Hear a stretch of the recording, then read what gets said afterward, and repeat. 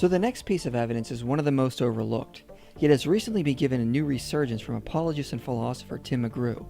Undesigned coincidences are the opposite of supposed Bible contradictions. Skeptics try to make a big splash in claiming the Bible is full of contradictions, and in another series we've begun to address these one at a time. But no one seems to realize the Bible is filled with undesigned coincidences, which are claims or facts different accounts mention, which overlap and confirm entirely other claims made independently, or they fill in gaps in different accounts left as loose ends by one author. Now this sounds a bit abstract, but you'll see what I mean when we look at some examples. Look at Matthew 8. We are told Jesus healed Peter's mother. Then we are told that evening they brought Jesus more people to be healed. But the question is, why did they wait until evening? Why not rush on the opportunity? Well, Mark reports the same event, yet ties up this loose end by telling us Jesus entered the house of Simon on the Sabbath, so they would have had to wait till the evening when the Sabbath ended. A similar thing happens in Luke, who reports they told no one what they saw after the transfiguration. But why wouldn't they tell anyone? Well, Mark supplies the reason is that Jesus instructed them not to. So these are good examples of how undesigned coincidences work. In one account there is a loose end that is tied up in another account, which tells us the accounts fit together in reporting the same event.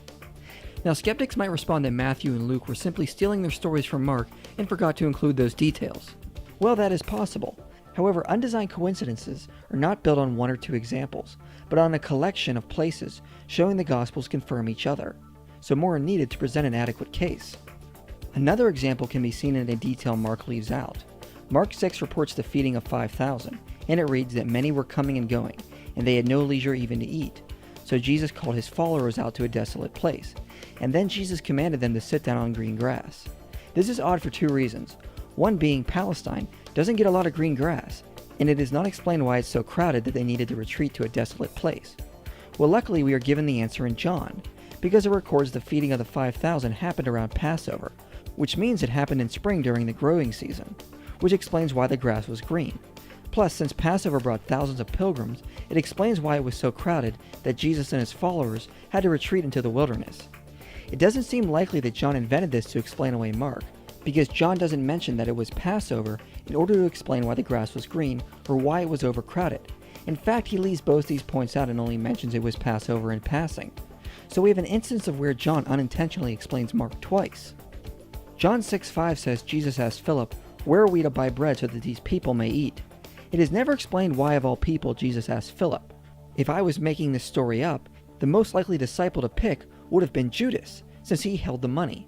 However, if we begin to connect the dots, we see Luke unintentionally explains John.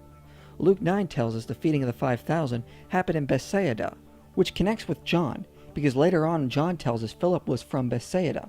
But unlike Luke, John doesn't tell us the event happened in Bethsaida.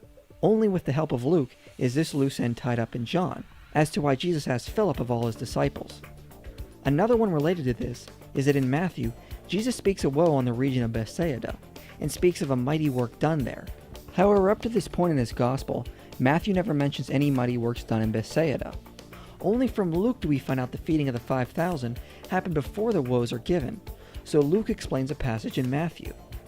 Luke also confirms something in Matthew 14, 1-2. We are told Herod was talking with his servants and worrying if Jesus was John the Baptist raised from the dead. The question arises, how did Matthew know what Herod was talking about in his palace? Well, Luke unintentionally gives us the answer. In a totally different context, Luke tells us a follower of Jesus was Joanna, the wife of Chuza, Herod's household manager. Thus we have an answer as to how it was possible the Christians were able to get inside information on Herod. In Mark 15, we are told the Jews are accusing Jesus of claiming he would destroy the temple and rebuild it in 3 days. But in none of the synoptic gospels are we told where they got this claim from. However, in John 2, in a totally different context, we are told Jesus was speaking metaphorically about his body after cleansing the temple, of raising it up after 3 days. So we have an instance of John confirming Mark and where the Jews got their distorted accusation from. Before this happened, Jesus was brought before Pilate. The Jews said Jesus is claiming to be a king, which would be a crime under Roman law since only Caesar was king. So Pilate asked Jesus, "Are you the king of the Jews?" And Jesus answered him, "You have said so." Then Pilate says to the crowds, "I find no guilt in this man." This doesn't make sense.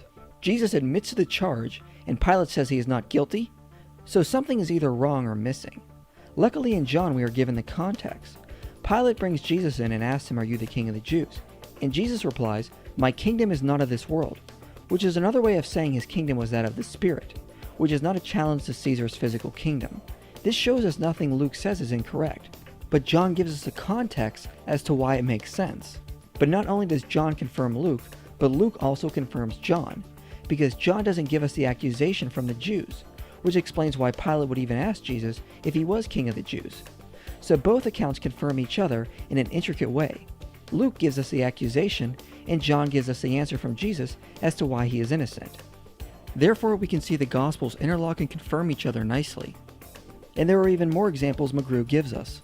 If these were all myths, we would not find coincidences like these, which explain away loose ends unintentionally, nor would there even be a need to leave loose ends. If you're writing fiction, you're simply making up facts to suit your needs, and there's no need to leave loose ends, like you are if you're constrained by reality, since everything is subject to your imagination. But these undesigned coincidences support the idea the Gospel writers were reporting history and not making up myths, otherwise they would not interlock. It is important to note I have only scratched the surface of internal evidence. We haven't even looked at the criteria of dissimilarity or the criteria of multiple forms, among many other internal marks of authenticity. I've attached the paper below by Robert Stein, which goes over many more internal marks of authenticity, for anyone who wants to see more data to confirm the internal evidence of the reliability of the New Testament. All in all, there is a lot of internal evidence which speaks to the reliability of the New Testament, and we've barely scratched the surface.